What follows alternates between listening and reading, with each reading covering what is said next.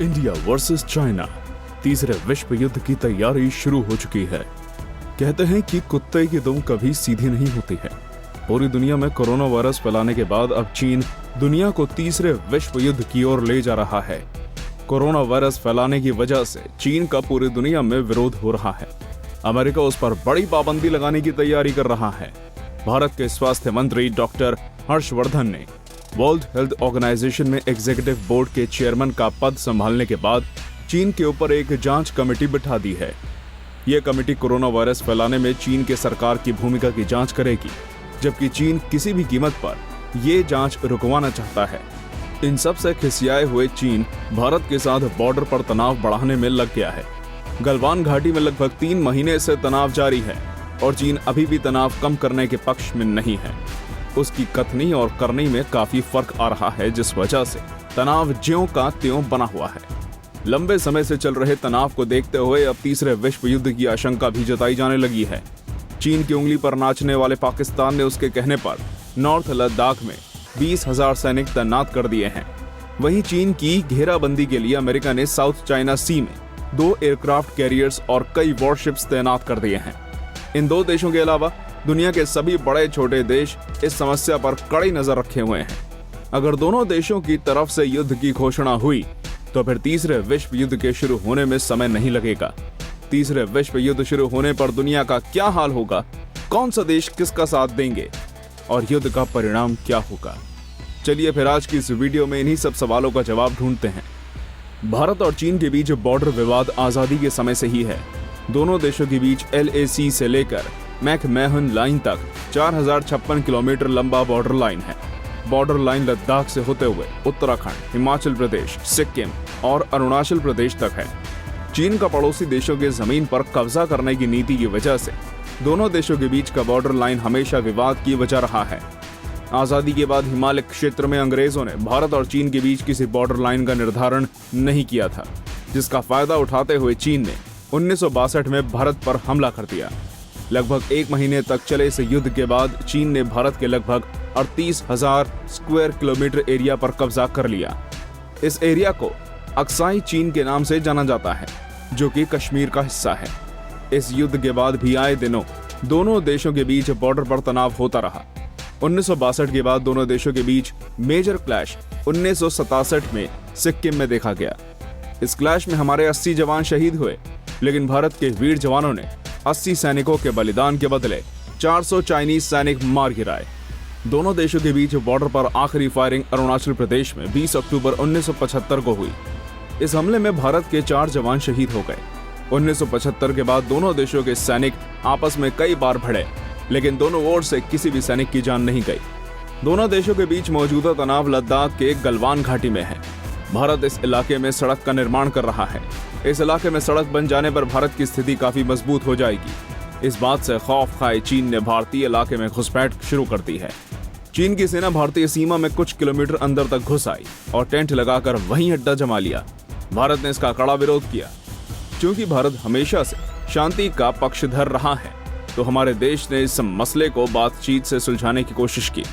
दोनों देशों के आला अधिकारियों की कई बैठक हुई और अंत में चीन जगह खाली करने को राजी हो गया।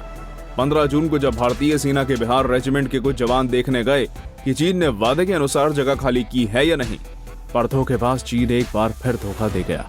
उसने जगह खाली नहीं की थी और पेट्रोलिंग पर गए बिहार रेजिमेंट के जवानों पर लोहे के रॉड और डंडे से हमला कर दिया।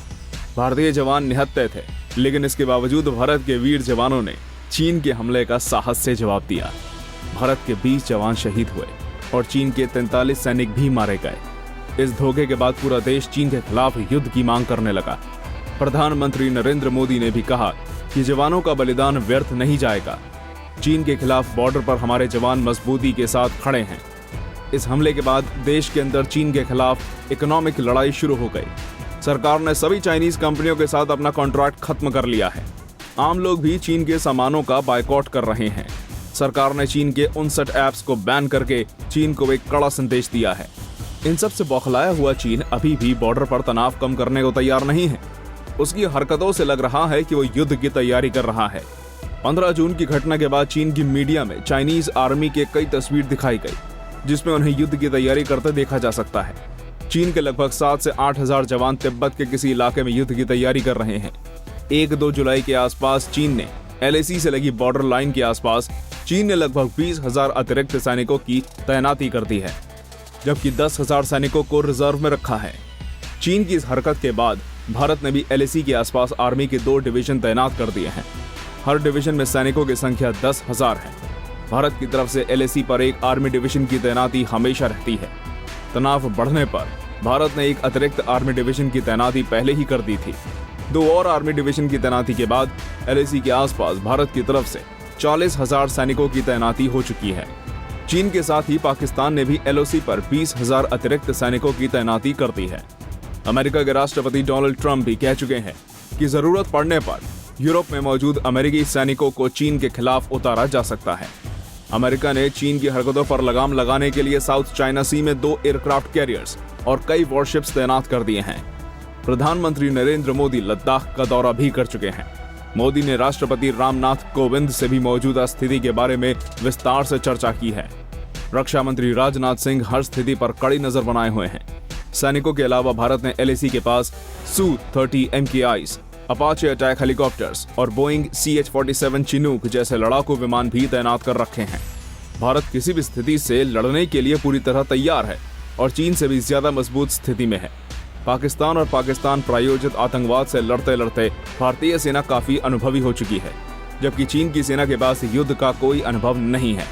कुछ हथियारों के नंबर्स भले ही चीन के पास ज्यादा हैं, लेकिन अनुभव और कुशलता के मामले में भारतीय सेना चीन से काफी आगे है। युद्ध शुरू होते ही पाकिस्तान भी चीन के साथ मिलकर भारत पर हमला कर देगा।